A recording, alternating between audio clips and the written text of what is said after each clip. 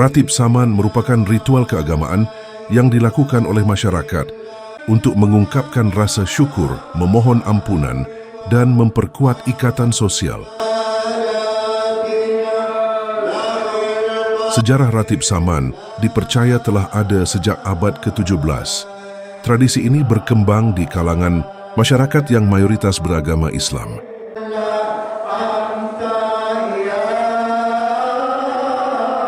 Ratib Saman biasanya dilakukan dengan cara membaca doa-doa dan zikir secara bersama-sama, disertai dengan gerakan-gerakan tubuh yang serempak dan irama yang khas.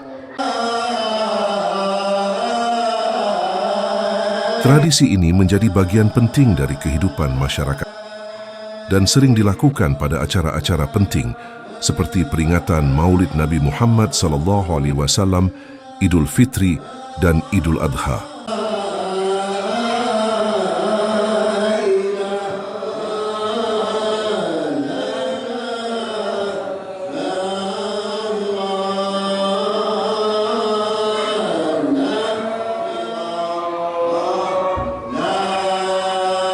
Ratib Saman juga menjadi simbol identitas budaya dan telah diakui sebagai warisan budaya tak benda oleh UNESCO pada tahun 2014. Dalam praktiknya, Ratib Saman menjadi sarana untuk mengungkapkan rasa syukur, memohon ampunan, dan memperkuat ikatan spiritual dengan Allah. Melalui gerakan-gerakan tubuh yang serempak dan irama yang khas, para peserta Ratib Saman dapat mencapai keadaan spiritual yang lebih tinggi dan merasakan kehadiran Allah. Khairul dan tim Eksis Jambi melaporkan. Alhamdulillahilladzi anzala as-sakinah fi qulubil mu'minin. Salatu wassalamu ala asyrafil anbiya'i wal mursalin wa ala alihi wa ashabi Rasulillah. Baru saja kita menyelesaikan beberapa tahap zikir di dalam tarekat Samaniyah. Di Kabupaten Kerinci ini ada 4 tarekat yang besar, yang tabarok, yang berkembang di kabupaten ini. Yang pertama adalah Naqsabandiyah, yang kedua tarekat Sattariyah, yang ketiga tarekat Samaniyah, yang keempat tarekat Qadiriyah. Dari 4 tarekat inilah berkembang berbagai aliran tarekat di kabupaten. Di Bunga Tanjung ini, tarekat Sattariyah dan tarekat Samaniyah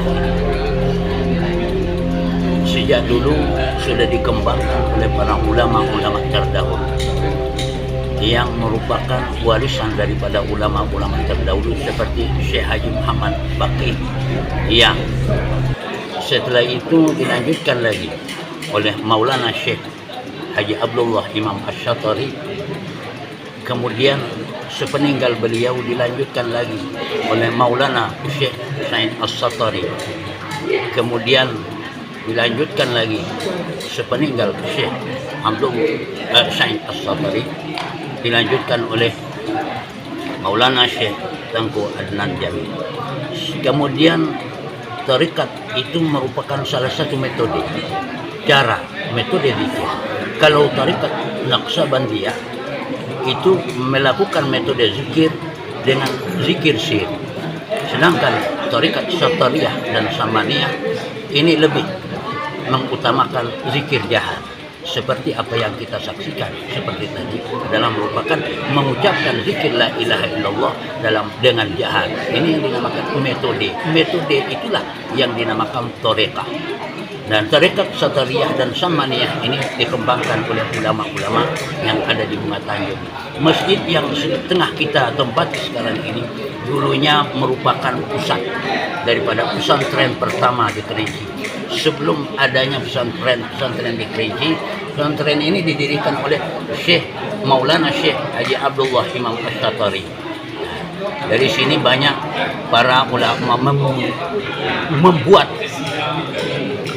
satu metode menggabungkan antara syariat dan hakikat, sehingga setelah tamat dari pesantren ini, dulu ini sekolahnya nama Sekolah Islam Indonesia, pada tahun 1946 didirikan oleh Maulana Syekh Haji Abdullah Ash-Shatari.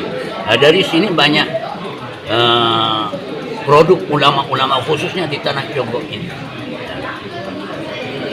Orang-orang tua yang sudah berumur lebih daripada 80 tahun di tanah Congo rata-rata merupakan tamatan sekolah Islam Indonesia di Batam. Maka beliau memadukan antara tarekat Satoriyah, Samaniyah, kemudian dengan ilmu fikih. Karena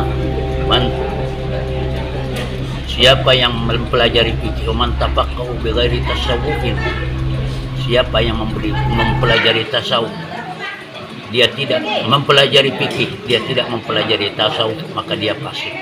Man tasawwafa bighairi tasawwufin faqad tazandaqa. Siapa yang mempelajari tasawuf, dia tidak mempelajari fikih, maka dia zindik. Maka itulah di Bunga Tanjung ini bergabung antara ilmu syariat dengan ilmu hakikat, ilmu fikih dengan ilmu tasawuf. Karena untuk menuju kepada Allah itu tidak hanya cukup dengan ilmu fikih. Sekiranya hanya dengan ilmu fikih itu, Allah tidak perlu memanggil Rasulullah untuk Isra Mi'raj. Ini menunjukkan bahwa perjalanan Rasulullah Isra dan Mi'raj itu merupakan petunjuk bagi umatnya bahwa jalan menuju kepada Allah itu harus menempuh jalan syariat dan jalan hakikat. Salah satu di antaranya adalah dengan melakukan zikir, rakib, saman itu tadi. Demikian saja. Ini barangkali tertinggal. Barangkali ini diilhami oleh sebuah firman Allah, ya ayyuhalladzina amanu zkurullaha qiyaman wa qu'udan wa 'ala junubihim wa yatafakkaru fi khalqis samawati wal ardh inna fil ayatin liulil albab. Hai orang-orang yang beriman, berzikirlah kepada Allah itu dalam keadaan duduk, berdiri dan berbaring. Tarekat Saman ini salah satu di antara yang mengamalkan ayat ini dengan melakukan zikir duduk dan zikir berdiri. Demikian saja, mudah-mudahan ada manfaatnya bagi kita. Wallahul muwaffiq ila aqwamit thariq. Akhirul kalam minni wassalamualaikum warahmatullahi wabarakatuh.